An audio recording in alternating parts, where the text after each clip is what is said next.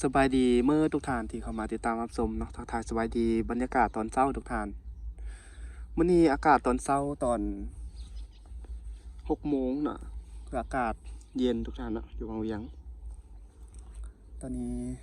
ตะเวนกำลังจะขึ้นแล้วเนาะแต่คลิปนี้ไว้จะพาทุกท่านไปเลาะเที่ยวชมเบิงบรรยากาศตอนเช้าเนาะและพร้อมกับพาทุกท่านไปเลาะเที่ยวชมตลาดเที่ยวชมตลาดเช้าทุกท่านตลาดเช้าเข้มทางวังเวียงเนาะเป็นจังใดติดตามเบิ่งน้ำกันเด้อทุกท่านรู้สึกว่าอากาศตอนเช้านี่ทางเย็นทางมีลมเลยทุกท่านวังเวียง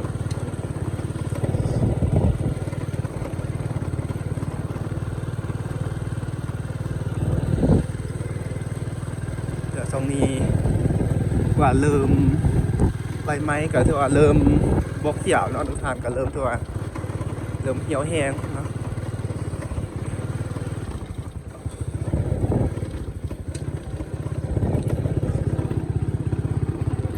บุรุษเขาขึ้นฝากปุ้นทุกท่านคุณอันนี้ออกใกล้ๆกับอันนี้เนาะเป็นคำล้มเปิดคลิปใกล้ๆแถวนี้ขี่รถเดินทางไม่ว่าขี่รถพาทุกท่านไปเที่ยวในเมืองเบิ่งตลาดเช้าในเข้มทางนี่นะกันว่ากันไปทุกท่านแต่ว่าอัปเดตให้ทุกท่านเบิ่งบรรยากาศเนาะหอบกัน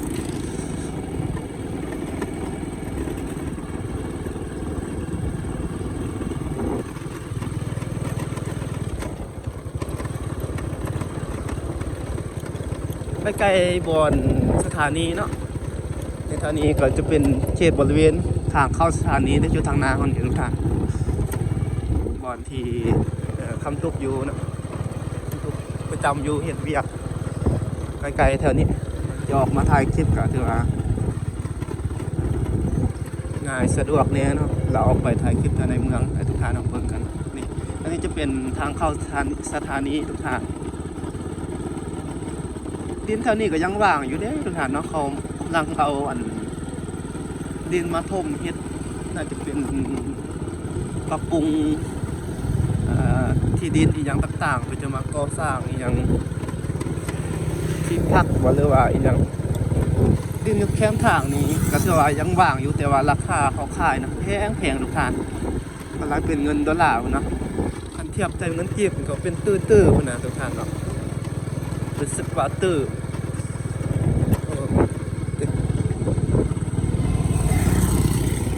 อันนี้ก็หวังนะเห็นข้าวโพดขายในร้ายนี่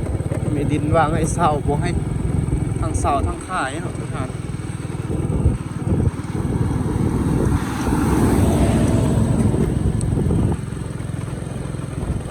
ออกมาถ่ายคลิปให้เก็บภาพบรรยากาศตอนเช้าให้ทุกท่านเขาได้เบิ่ง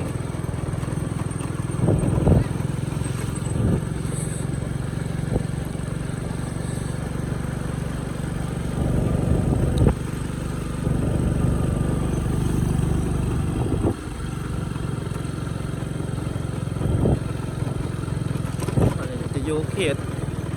นอกเมืองหน่อยนึงเนาะแถวบ้านห้วยสงเงาเนาะเขตนี้ลงไปก็จะว่ามันจะบ่แม่นเขตในตัวเมืองวังเวียงแต่ว่ามันก็อยู่บริเวณเขตเมืองวังเวียงนั่นแหละกับทานกับบ่ไกลจากตัวเมืองบันไดแต่ว่าตลาดวังเวียงก็อยู่ทางหน้าเฮานี่ทางมีเที่ยวรถตลาดก็มีจุดท่องเที่ยวเนาะมาทางนี้หลายเหมือนกันแต่ก็จะบ่แม่นจุดจะเป็นในเมืองเนาะ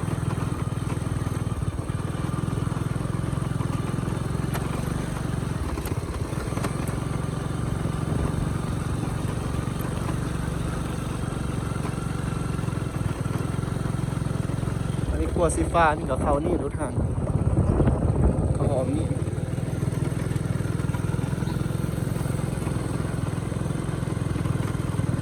นี่ก็จะเป็นตลาดวังเวียง เช้านี้ก็หลายห้างก็ยังทันเปิดอยู่ก็ยังทันลุกมาเปิดเนาะปกติแล้วแม่นตอนแล้งเขามาเปิดตอนสวยตอนแล้งเขาเปิด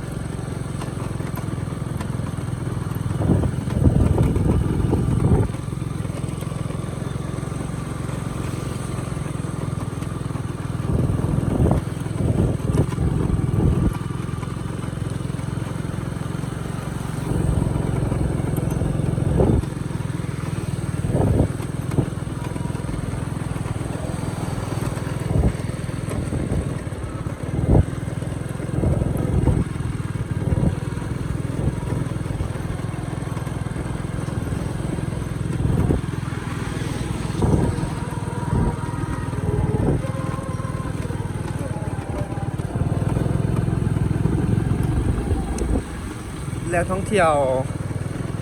พวกแก้วที่พระเจ้าสร้างไม้ทุกท่านหลายทางก็ให้ความสนใจเนาะเกี่ยวกับพวกแก้วตอนนี้ในปัจจุบันนี้เขาก็สร้างก็ถือว่าใกล้ๆแล้วเด้อทุกท่านก็ใกล้จะสำเร็จแล้วเนาะก็ยังแต่พวกแก้วแล้วก็พวกสร้างพื้นฐานอยู่แถวบริเวณเขตนั้นครับที่ว่าอยู่ทางลุ่มนั่นแต่ตอนนี้ตอนอาทิตย์ก่อนนี้เนาะอาทิตย์ก่อนนั้นเนี่ยทุกท่านก็ได้ไปเบิ้งก็ไปถ่ายที่ลงคลิปไปแล้วเนาะทุกท่านจะหลายท่านอาจจะเห็นอยู่ในคลิปแล้วก็คือว่าก็เฉพาะพวกแก้วก็ถือว่าเห็นเขาใส่แก้วแล้วทุกท่านแล้วก็บริเวณของแอมเขตนั้นก็ถือว่าเขากับพ่อคำเพียงอย่างต่างๆเนาะก็เริ่มใกล้จะสำเร็จแล้วเนาะก็คาดว่าน่าอีกบ่โดนทุกท่านน่าจะบ่เกินปีนี้นะคาดว่าจะแล้ว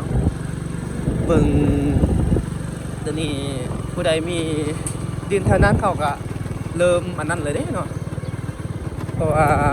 พวกแก้วมันจะเข้าไปทางไหนเนาะ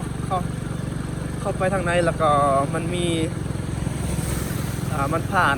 ทงน้ำผ่านดินปลากระส้นเนาะที่อย่างต่างๆเข้าไปให้ทุกท่านเขาก็เริ่มดินเท่านั้นก็จะเริ่มมีราคาเอาซะเขาก็พากันโพสต์ขายนั่นแหละเนาะต้องการขายเป็นโรงเรียนมีแต่ขายดิน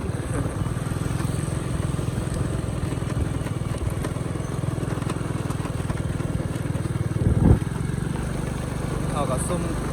ล้มกันเนาะโอ้ดินถือโครงการที่ยังแบบว่าคันบ่ได้ขายก็จะได้เฮ็ดธุรกิจอย่างต่างๆก็พอได้เงินแล้วเนาะตอนนั้นว่ามันเป็นแหล่งท่องเที่ยวแล้วเนาะตักบาตรเช้า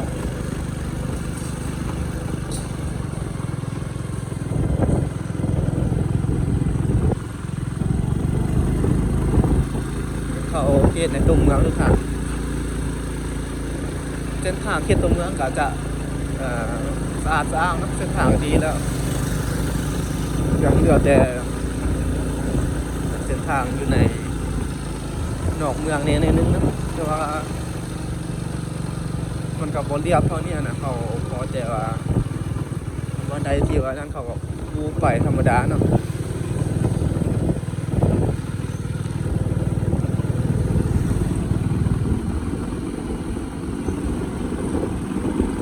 จุดนี้จะเป็นจุดที่เขาขายกินซุปคนก็มักมาซื้อหลาย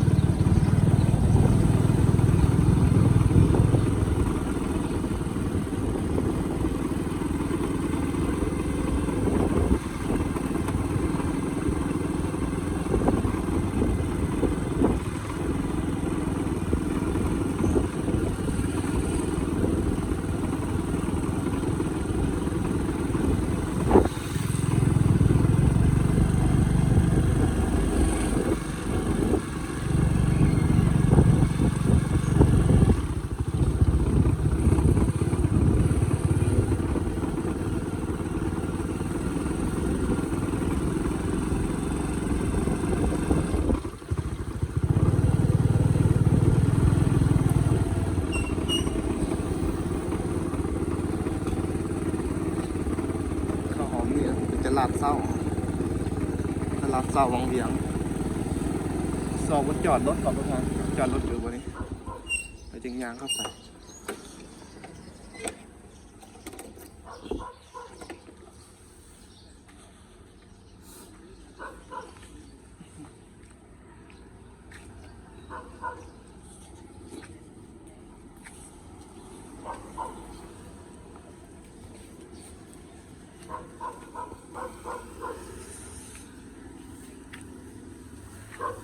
ตลาดที่เขาขายอยู่ตามแคมป์ทางเนาะเป็นหอมตามหอมแคมป์ทางน้อยๆทาง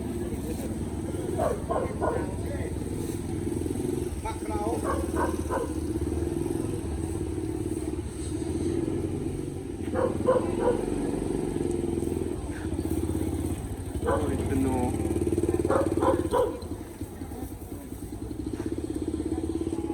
เป็นดิบนี่ก็หลายเนาะ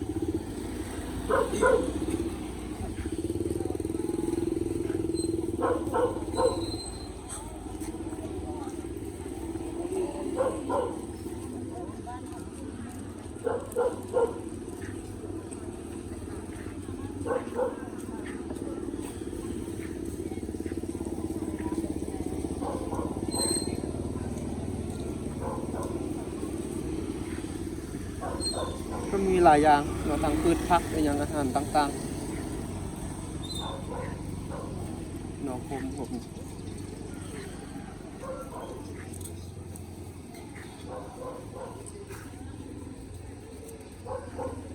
เนาะผมมาทางใดนี่เนาะหัวลายแท้เชียงขวางเนาะอันรถเท่าใดเดี๋ยวนี้ ตัวซ้อม50ตัวซ้อม40นะ โอ้โห50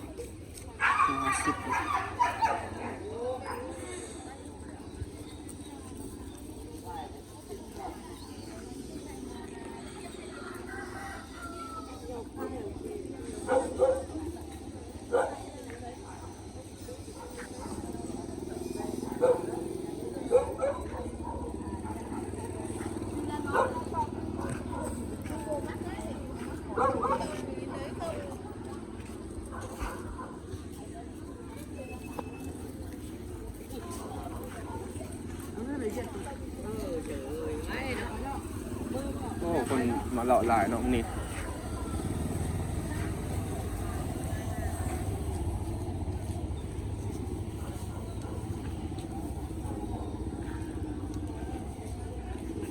เด้อขาวทองเด้อ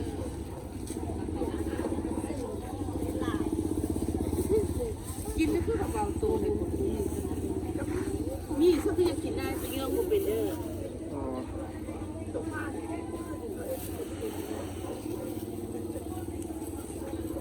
ก็ต้องแห้งนี่ถ่ายนะเด่น ดูเขาแค่ดูรู้ไว้ไอ้ตัว60เนาะ ถ้าเป็นตัว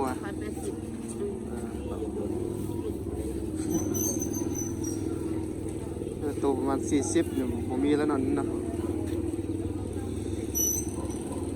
โอ้จีนนั่นวะที่ตัวพอนวะนี่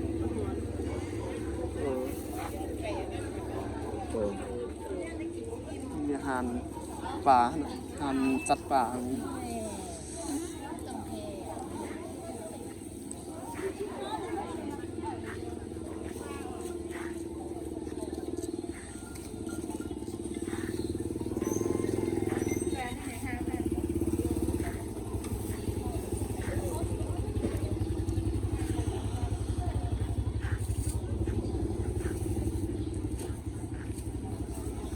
ความหมอกมีต่างๆมีเป็นลาย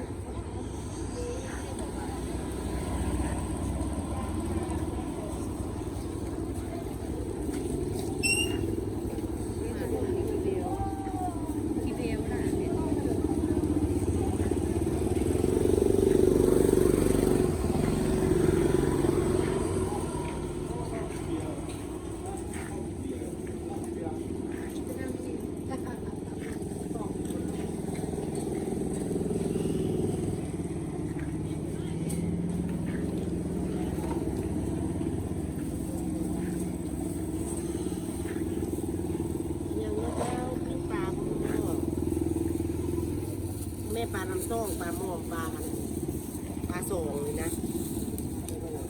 วิ่ง50เจ้า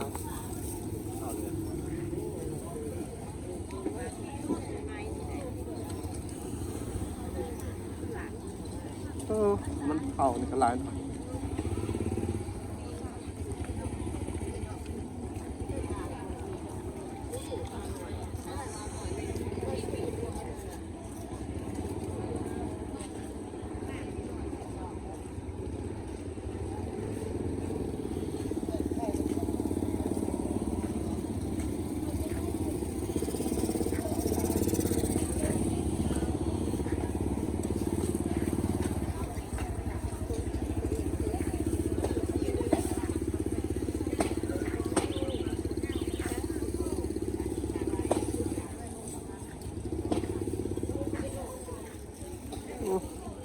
โอนบอกยังไง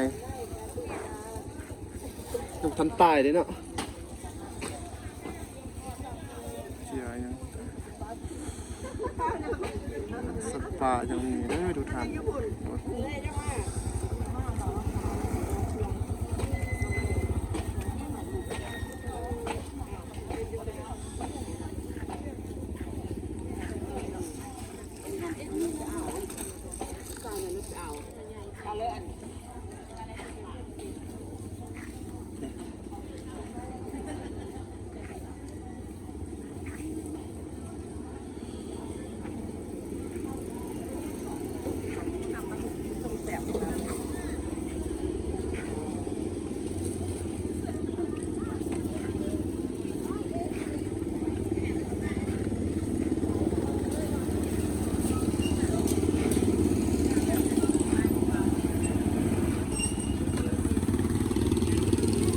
นี่ผมมีเงินให้เศร้าบ่อ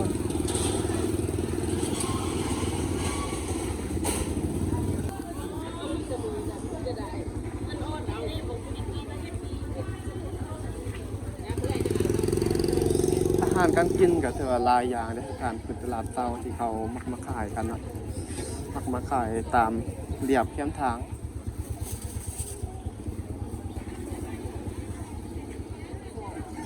กำลังเป็นอย่างนี้จะเฮ็ดเถื่อนไหมบอกเลยว่าทั้งนั้นก็งั้นเนาะ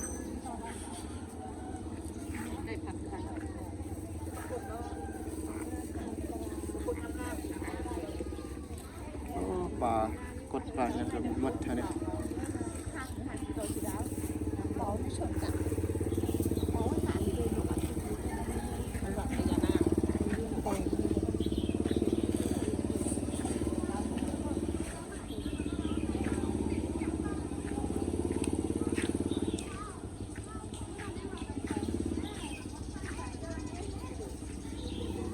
มาออก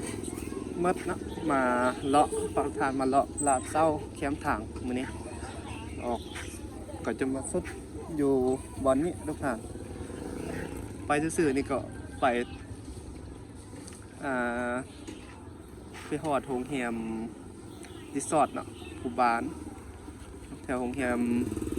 ริเวอร์วิวหันเนาะเดี๋ยวลงตามแคมน้ำสองนี่เทิงกันก็ไปออกทางไงคือกันมันมีคาเฟ่เปิดใหม่อยู่นี่นะคนต่างประเทศเขามักคนทางยุโรปเดี๋ยวจะพาทุกท่านย่างกลับคือเก่าเนาะบนฝักนี่กลับวันนี้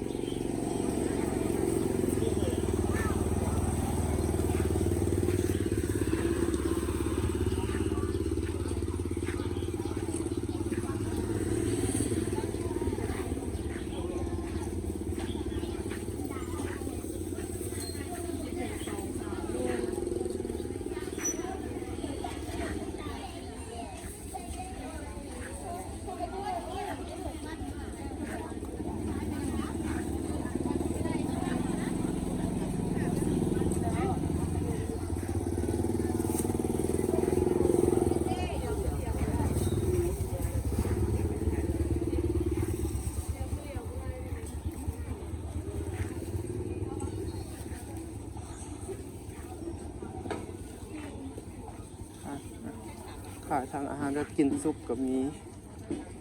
หลายอย่างนะตลาดเช้ามองเวียง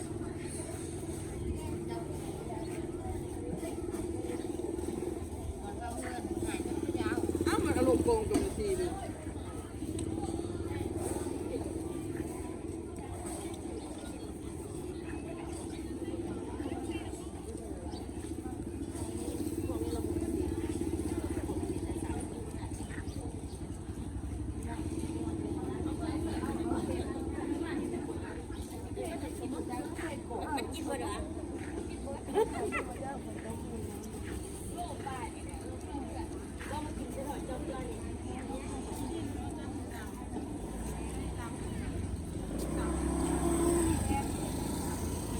อันนี้จะเป็นหน่อคมเนาะหน่อคมอย่างนี้ก็หวานทุกท่านบ่ได้คมอีหยัง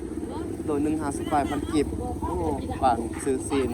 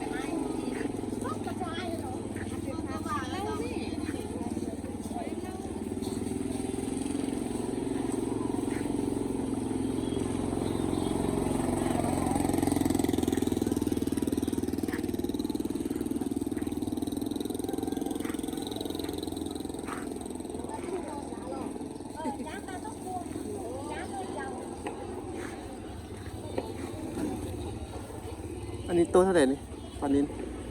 ปลานิน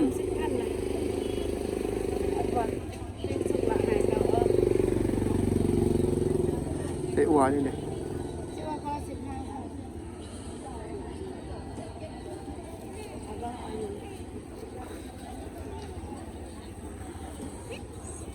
อัน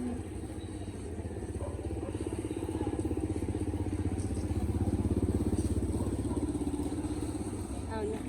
เอาปลา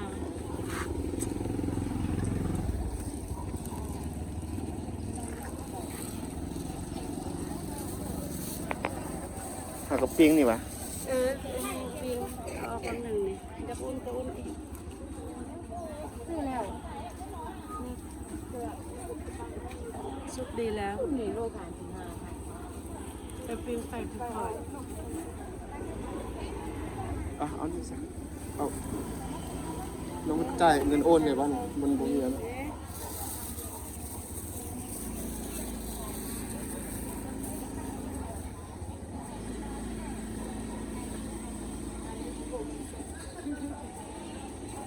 เมื่อกี้คิดว่าเอามาแล้วนะเงินน้อยลืมจ้ะ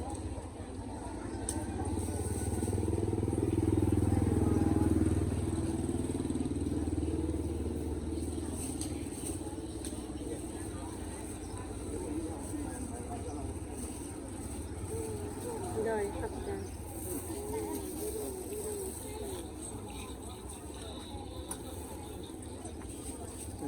จ่าย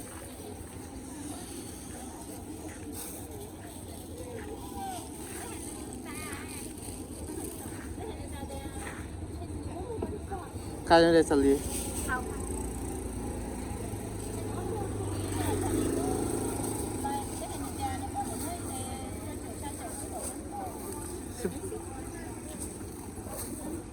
3,000สลี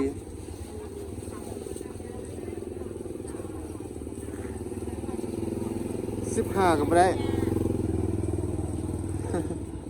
เอาไว้ตัวนั้น10,000 3 มา 10,000 นี่เอาทง10,000นี่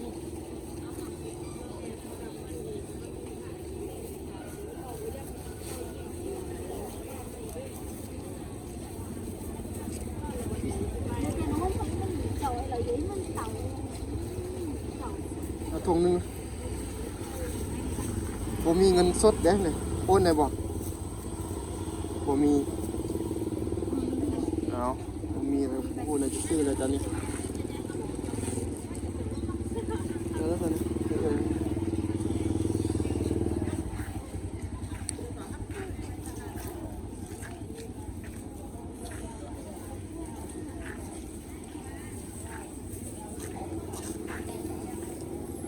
มื้อนี้อาหารสัตว์ป่านี่ก็มีทุกทานเนาะมีหลายมื้อนี้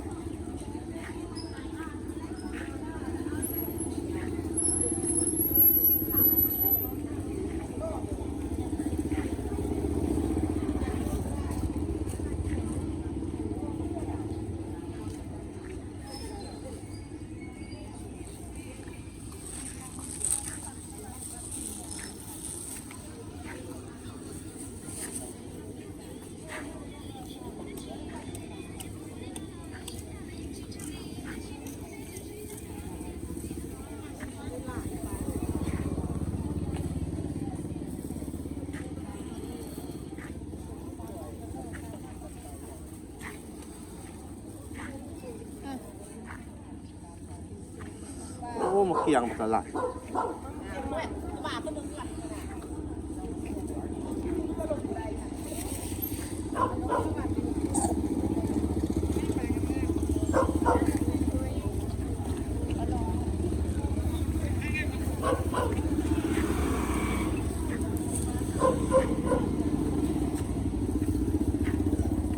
ก็จะได้ออกเมื่อทุกทานเนาะคลิปนี้ก็ถือว่าเป็นคลิปพาทานมาเลาะเที่ยวส้มแล้วก็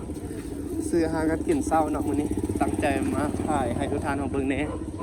บรรยากาศตอนเช้าตลาดเช้าเมืองวังเวียงเนาะตามเขาขายแคมทางครับตามที่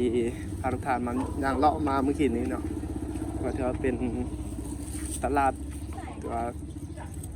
ขายแต่ตอนเช้าเนาะทุกท่านนะอยู่เขตตัวเมืองวังเวียงเนาะเป็นใจกลางเมืองเลยออกมานี่ก็จะเป็นทางใจกลางเมืองเนาะบรรยากาศเป็นประมาณนี้ไว้พบพอกันใหม่ในคลิปหน้าเด้อทุกท่านเนาะเจอกันใหม่กล่าวคำว่าสบายดี